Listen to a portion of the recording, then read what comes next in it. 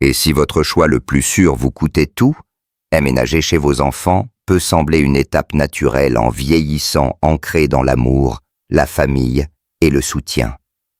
Mais parfois, ce choix censé apporter du confort peut discrètement vous priver des choses qui vous font sentir vivant.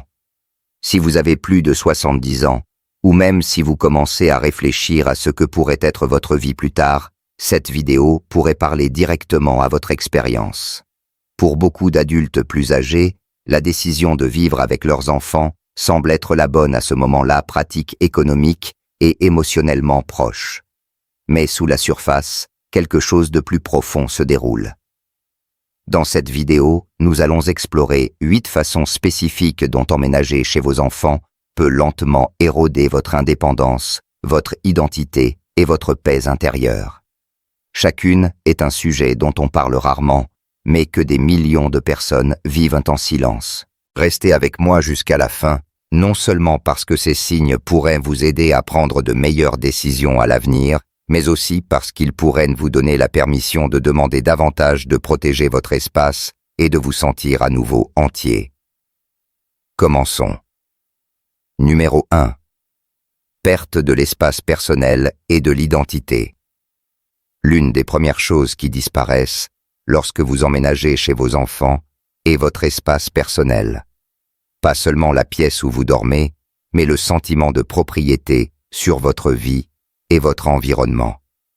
Quand vous abandonnez votre maison, vos routines et les coins familiers de votre quotidien, cela ne semble pas toujours être une perte au début. Vous vous dites que c'est juste un changement de décor, un ajustement pratique.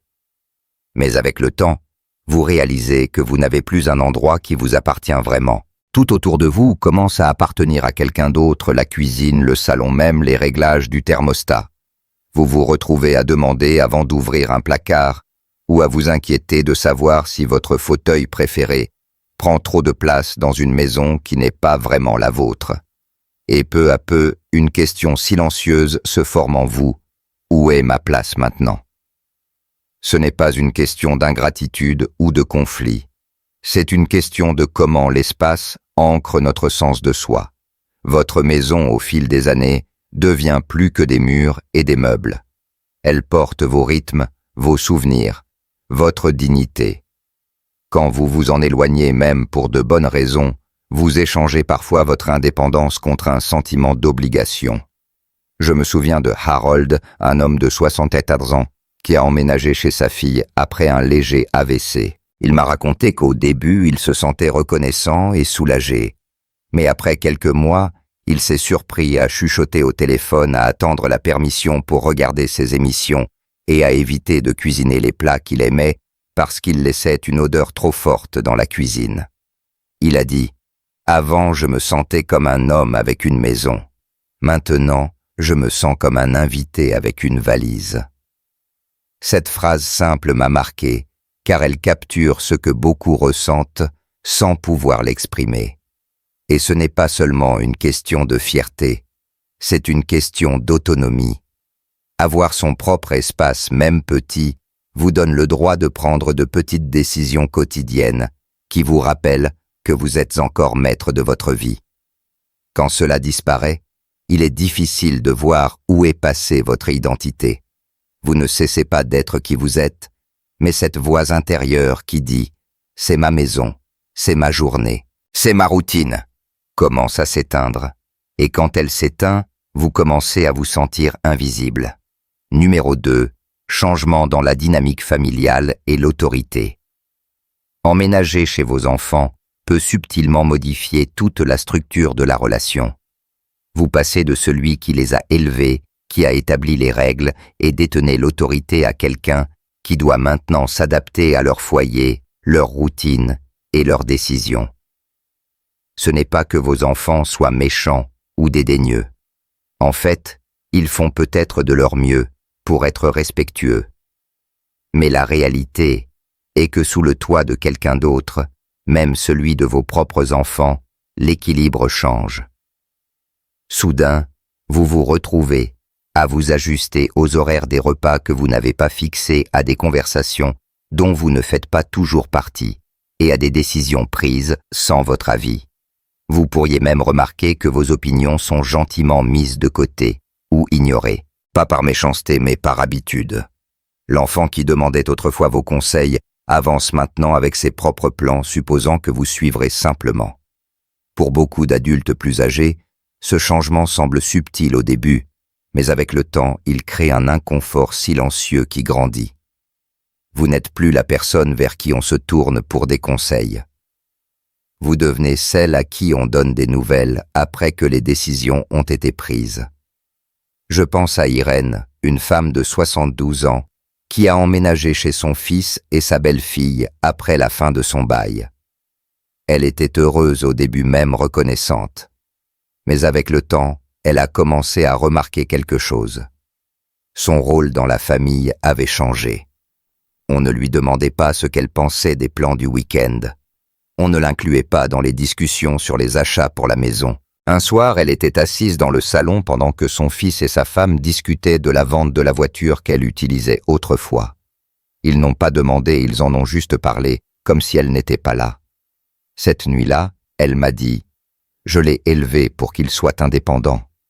Je ne m'attendais simplement pas à me sentir si insignifiante dans le processus. » Ce n'est pas une question de vouloir tout contrôler, c'est une question de dignité. L'autorité que vous aviez autrefois venait de l'amour, de la responsabilité et de l'expérience.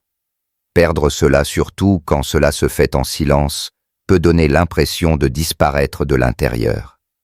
Et quand votre voix commence à s'effacer dans la famille que vous avez construite, vous commencez à vous demander où vous en êtes. Ce n'est pas seulement un changement de rôle, c'est un changement dans le respect et dans la manière dont vous vous voyez. Si vous regardez encore cette vidéo et trouvez ces informations précieuses, laissez un commentaire avec le numéro 2 ci-dessous pour me le faire savoir. Et si vous n'êtes pas encore abonné, je vous recommande de vous abonner et d'activer la cloche pour ne manquer aucune vidéo. Votre soutien nous aide à continuer à créer du contenu pour vous informer et vous inspirer. Passons maintenant à la suite. Numéro 3. Perturbation des habitudes et rythmes quotidiens de longue date. Quand vous avez passé des décennies à façonner votre vie, à établir vos routines, à construire des habitudes qui correspondent à votre personnalité et à vos besoins, ces petits modèles constants deviennent plus que des tâches. Ils deviennent un rythme, une forme d'auto-soin, voire une sorte de thérapie. Mais quand vous emménagez chez vos enfants, même les routines les plus simples peuvent disparaître du jour au lendemain, l'heure à laquelle vous vous réveillez, quand vous mangez, comment vous prenez votre café, la musique de fond que vous aimez pendant la lecture, tout cela peut changer sans préavis. Vous vous retrouvez à vous ajuster non seulement à l'horaire de quelqu'un d'autre, mais à un mode de vie qui peut être plus bruyant, plus rapide ou simplement inconnu. Le rythme du foyer devient le nouveau tempo, et vous faites de votre mieux pour suivre sans marcher sur les pieds de quiconque. Certains seniors s'adaptent rapidement, mais beaucoup ne parlent pas du stress silencieux de devoir réorganiser leur journée pour s'adapter à un rythme qui n'a jamais été le leur. Et même lorsqu'ils le font, ils se sentent souvent coupables de regretter des choses qui, vues de l'extérieur, semblent insignifiantes. Je me souviens de John, 76 ans, qui avait l'habitude de marcher tous les matins à 7h sans faute. Il disait que c'était le moment où il se sentait le plus en paix, observant le quartier se réveiller lentement, écoutant les oiseaux, saluant des visages familiers. Mais lorsqu'il a emménagé chez sa fille, et sa famille les matins étaient remplis de chaos déjeuner, pour l'école chien, qui aboie un petit déjeuner rapide et beaucoup d'agitation. Sa promenade tranquille a été mise de côté, et quand il a essayé de la reprendre, on lui a dit que cela ne cadrait plus avec la routine matinale. Finalement, il a cessé de demander. Et ce silence, cette décision de ne plus demander quelque chose qu'il aimait, a marqué le début d'une longue série de compromis qui ont grignoté son estime de soi. Ce que beaucoup ne réalisent pas, c'est que ces routines sont plus qu'une habitude. Elles sont une déclaration de personnalité. Elles disent « Voici qui je suis, voici comment je vis, voici ce qui m'apporte l'équilibre. » Et quand ces rituels disparaissent, une couche de stabilité émotionnelle s'efface aussi. Vous commencez à perdre non seulement le confort, mais aussi la clarté sur le type de vie que vous menez et sur qui vous devenez. Avec le temps, cela peut mener à un sentiment sourd et chronique de désorientation difficile à nommer, mais encore plus difficile à ignorer. Parce que la vérité, c'est que lorsque votre journée ne vous appartient plus, votre vie commence à sembler appartenir à quelqu'un d'autre. Numéro 4. Perte de l'autonomie financière et de la prise de décision. L'une des conséquences les plus négligées d'emménager chez vos enfants est la manière dont cela peut progressivement affecter votre indépendance financière.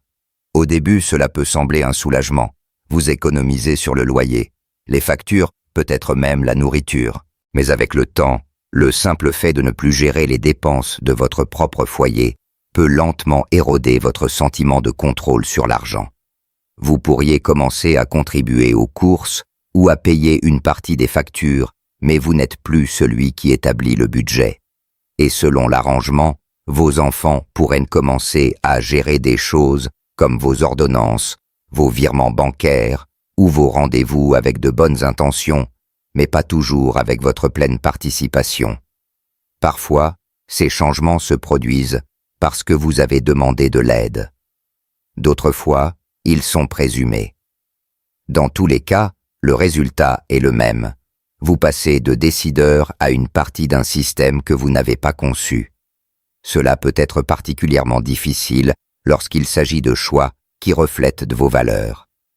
Peut-être avez-vous toujours fait des dons à certaines causes ou aimez vous offrir de petits plaisirs de temps en temps, mais maintenant vous hésitez. Vous vous demandez si dépenser de l'argent pour quelque chose de non essentiel pourrait sembler égoïste ou imprudent aux yeux de quelqu'un d'autre. J'ai parlé une fois avec Léonard, 78 ans, qui avait emménagé chez sa fille et son mari après une opération. Ils ont insisté pour gérer ses factures afin qu'il puisse se concentrer sur sa guérison. Mais des mois plus tard, quand il a voulu commander un cadeau d'anniversaire pour sa petite fille ou faire un don à une association locale, sa fille faisait une pause et disait « As-tu vraiment besoin de dépenser de l'argent pour ça maintenant ?» Il m'a dit que cela lui donnait l'impression de devoir demander la permission pour être généreux, une expérience qu'il n'avait jamais connue auparavant. Et ce n'est pas seulement une question d'argent. C'est ce que l'argent représente: la liberté, la responsabilité, l'agence, la capacité de décider comment vous vivez et ce qui compte pour vous. Quand ces décisions commencent à être filtrées par les priorités de quelqu'un d'autre, vous pouvez commencer à vous sentir géré plutôt que respecté. Vous pourriez commencer à remettre en question vos choix, retarder des achats, ou même cacher de petites dépenses, juste pour éviter le jugement. Ce changement lent se produit souvent sans confrontation. Il n'y a pas de dispute, pas d'ultimatum, juste un rétrécissement progressif de votre liberté, comme un couloir qui devient plus étroit à chaque pas. Et ce qui est le plus douloureux, c'est que cela se fait souvent au nom de l'amour et du soin. Mais l'amour sans respect pour votre autonomie ne ressemble pas à du soin. Cela ressemble à un confinement silencieux. Si vous regardez encore cette vidéo et trouvez ces informations précieuses, laissez un commentaire avec le numéro 4 ci-dessous pour me le faire savoir. Et si vous n'êtes pas encore abonné, je vous recommande de vous abonner et d'activer la cloche pour ne manquer aucune vidéo. Votre soutien nous aide à continuer à créer du contenu pour vous informer et vous inspirer. Passons maintenant à la suite. Numéro 5. Érosion de la vie privée et des limites personnelles. Quand vous emménagez chez vos enfants, l'idée de proximité familiale s'accompagne souvent d'un compromis qui n'est pas toujours évident au début de votre vie privée. Partager une maison signifie partager l'espace, l'énergie, les routines et souvent des attentes implicites. Avec le temps, cette proximité peut commencer à brouiller les lignes qui définissaient autrefois vos limites. Cela peut commencer par de petites choses. Quelqu'un entre dans votre chambre sans frapper. Votre courrier est ouvert par erreur ou vos affaires sont utilisées sans demander. Ces incidents semblent anodins en surface, mais ils signalent quelque chose de plus profond. Votre espace personnel, autrefois protégé par les 4 murs de votre maison, devient un territoire ouvert. Le plus difficile, c'est que vous pourriez ne pas vous sentir le droit de dire quoi que ce soit. Après tout, vous êtes un invité dans la maison de quelqu'un d'autre, même si ce quelqu'un est votre enfant. Vous ne voulez pas créer de tension, alors vous restez silencieux, laissant les petites intrusions s'accumuler jusqu'à devenir la nouvelle norme. Il y a une sorte d'épuisement particulier qui vient du fait d'être toujours sur le qui-vive, toujours en train de filtrer vos mots, de vérifier votre ton, ou de vous inquiéter, de savoir si votre présence est un fardeau. Et cet épuisement s'accumule avec le temps, surtout quand vous sentez que vous ne pouvez pas vraiment vous détendre, même là où vous dormez. Je pense à Evelyne, 75 ans, qui a emménagé chez son fils après le décès de son mari. Elle m'a raconté que les premières semaines, elle aimait avoir des gens autour d'elle, mais lentement elle a remarqué qu'elle ne trouvait jamais un coin tranquille. La télévision était toujours allumée. Les enfants entraient et sortaient des pièces.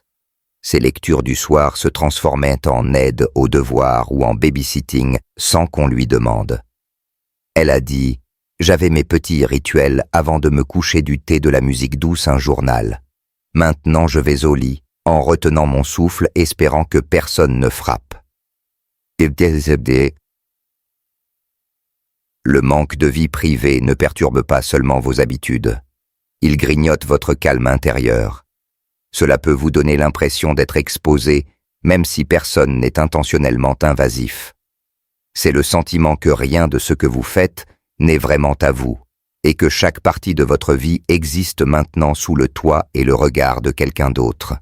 Les limites sont essentielles pour la santé émotionnelle à tout âge. Elles ne concernent pas la distance, elles concernent le respect. Et quand ces limites s'effacent, vous pouvez commencer à sentir que votre rôle dans la famille n'est plus clairement défini. Êtes-vous un parent, un colocataire, une aide à domicile ou quelque chose entre les deux? Ce genre de confusion ne vit pas seulement dans les murs. Elle commence à vivre dans votre esprit. Vous commencez à douter de votre droit de demander de l'espace, de votre droit de vous reposer, de votre droit d'être simplement vous-même. Et pour quelqu'un qui a vécu une vie pleinement indépendante, ce doute peut être profondément troublant.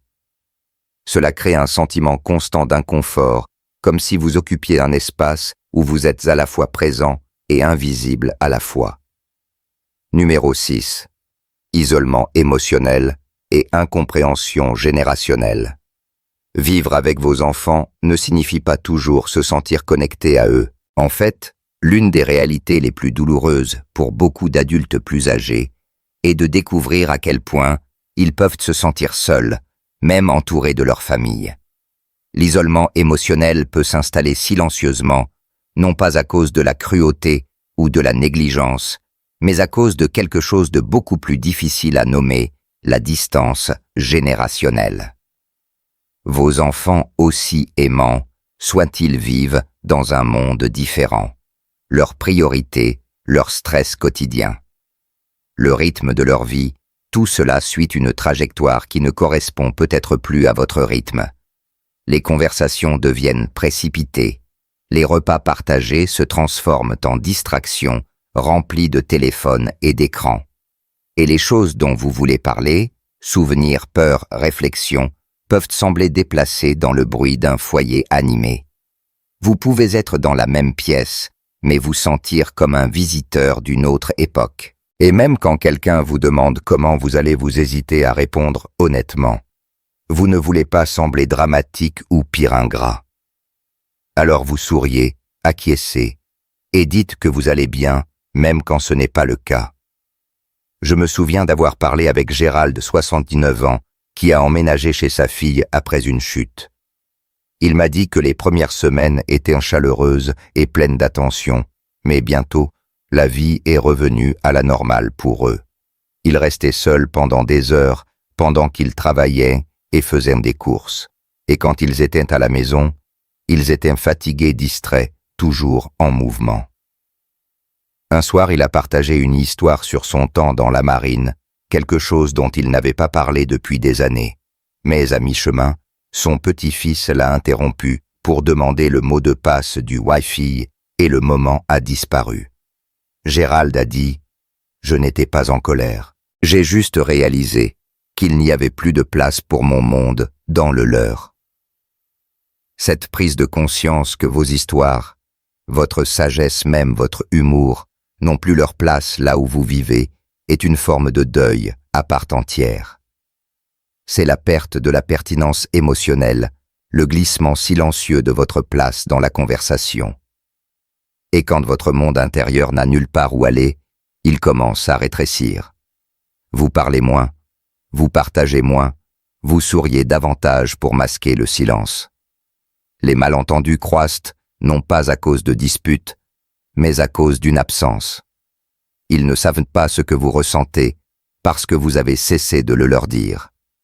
Et vous avez cessé de le leur dire parce que quelque part en chemin vous avez senti qu'ils avaient cessé d'écouter.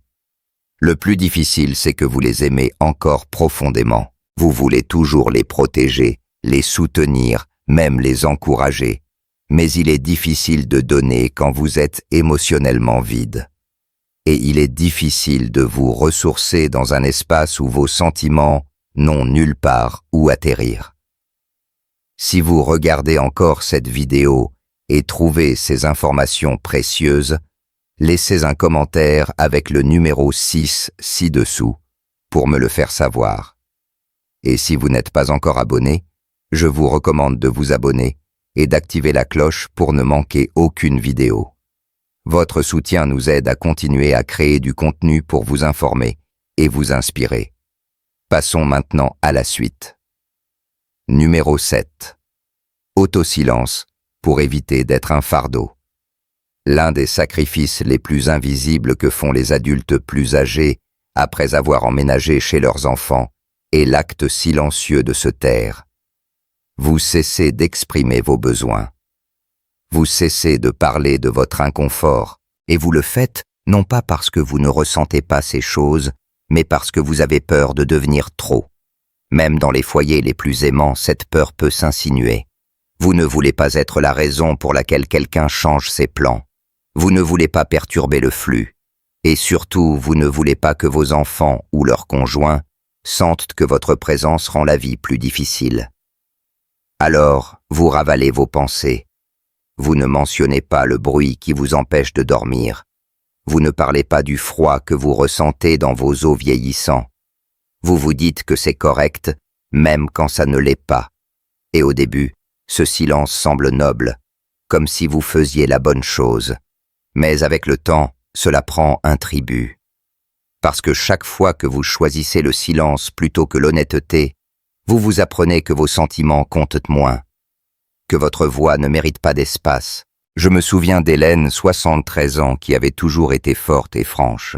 Mais après avoir emménagé chez son fils et sa famille, elle s'est retrouvée à rétrécir. Elle a cessé de demander de l'aide pour les courses. Elle n'a pas mentionné que le nouveau matelas lui faisait mal au dos. Quand je lui ai demandé pourquoi, elle a dit « Ils font déjà tellement, je ne veux pas sembler ingrate ». Ce mot ingrat hante beaucoup d'adultes plus âgés. Il devient la mesure de chaque plainte, de chaque demande, de chaque moment de besoin. Et parce que vous ne voulez jamais franchir cette ligne, vous restez silencieux. Mais la gratitude et l'honnêteté peuvent coexister. Être reconnaissant ne signifie pas cesser d'être humain. Et réprimer votre voix ne protège pas votre famille. Cela vous déconnecte d'eux. Cet auto-silence devient une habitude quotidienne. Vous riez quand vous voulez soupirer. Vous acquiescez quand vous êtes incertain. Et après un certain temps, vous oubliez ce que cela faisait de parler librement, de demander sans culpabilité, d'être vu pleinement, non pas comme quelqu'un qui reçoit de l'aide, mais comme quelqu'un encore entier, encore valable. La vérité, c'est que vos enfants ne vous demanderont peut-être jamais de vous taire. Mais si l'environnement vous donne l'impression que vous devez le faire, le résultat est tout aussi douloureux. Cela devient une forme silencieuse d'auto-effacement, non pas parce que quelqu'un l'a exigé, mais parce que l'amour vous a fait peur de prendre de la place. Et c'est une perte que peu de gens reconnaissent, Car quand vous cessez de demander ce dont vous avez besoin, vous ne perdez pas seulement le confort, vous perdez la connexion avec les autres et avec vous-même. Numéro 8. Perte de sens et de rôle au sein de la famille. Avec le temps, l'un des changements les plus profonds que vous pourriez ressentir après avoir emménagé chez vos enfants est la lente disparition de votre rôle. Les responsabilités que vous aviez, autrefois les décisions quotidiennes, les petites manières dont vous contribuiez, même le sentiment discret de but qui guidait vos matinées, commencent à s'effacer. Cela ne se produit pas d'un seul coup. Il n'y a pas d'annonce, pas de déclaration que votre rôle a changé.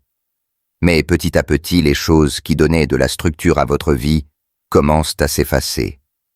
Vous ne planifiez plus les repas, ne faites plus les listes, ne réparez plus ce qui est cassé. Vous cessez d'être la première personne qu'on appelle pour un conseil.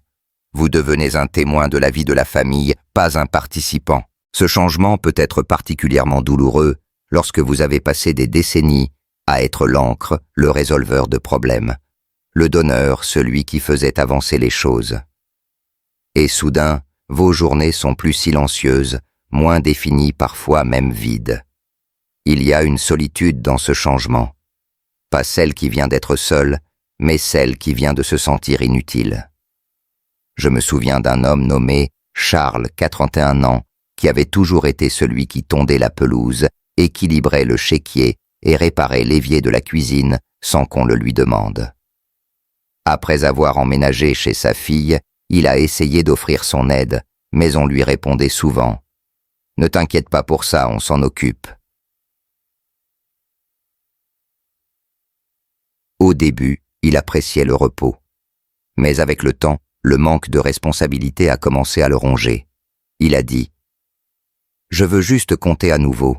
Je veux sentir que j'apporte encore quelque chose à la table. » Et ce sentiment, ce désir d'être utile n'est pas une question d'ego.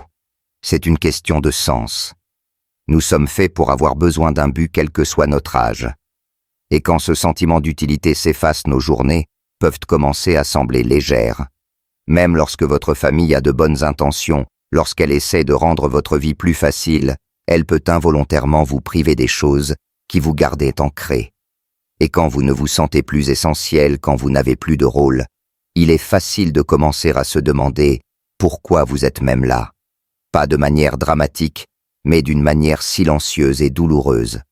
Parce que sans rôle, vous perdez une partie de votre identité. Vous cessez de vous voir à travers les yeux de qui vous étiez autrefois et commencez à vous voir à travers le prisme de ce qui manque. Et cela, plus que tout, rend le sacrifice d'emménager chez vos enfants si complexe. Ce n'est pas une question d'espace de nourriture ou de routine.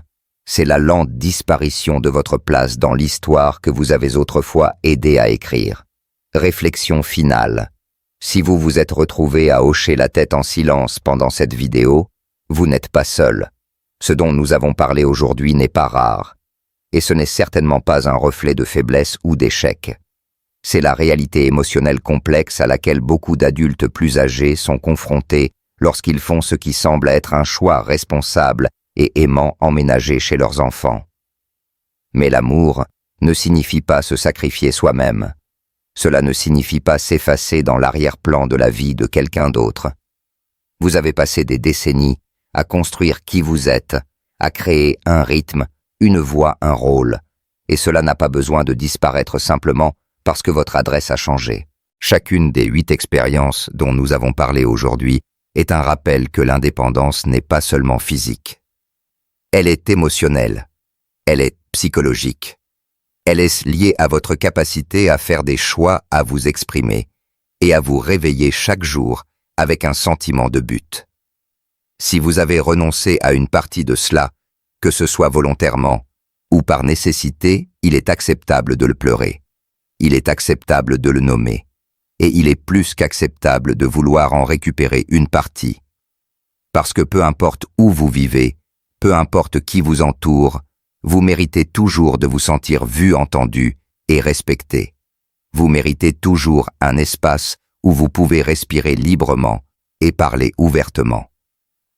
Alors prenez un moment pour réfléchir. Qu'est-ce qui vous a le plus marqué? Lequel de ces signes avez-vous ressenti dans votre propre vie Et qu'auriez-vous aimé qu'on vous dise plus tôt? Merci de nous avoir rejoints aujourd'hui. Nous aimerions avoir de vos nouvelles. Laissez un commentaire ci-dessous et partagez une chose que vous avez apprise aujourd'hui et comment vous comptez l'utiliser dans votre vie. Vos pensées sont importantes pour nous, alors n'hésitez pas à les partager. Lire vos commentaires nous motive et nous encourage. Si vous avez aimé cette vidéo et l'avez trouvée utile, merci de liker, de vous abonner et de partager. Votre soutien nous aide à continuer à créer du contenu pour vous informer et vous inspirer. Merci de nous avoir regardés et nous avons hâte de vous retrouver dans la prochaine vidéo.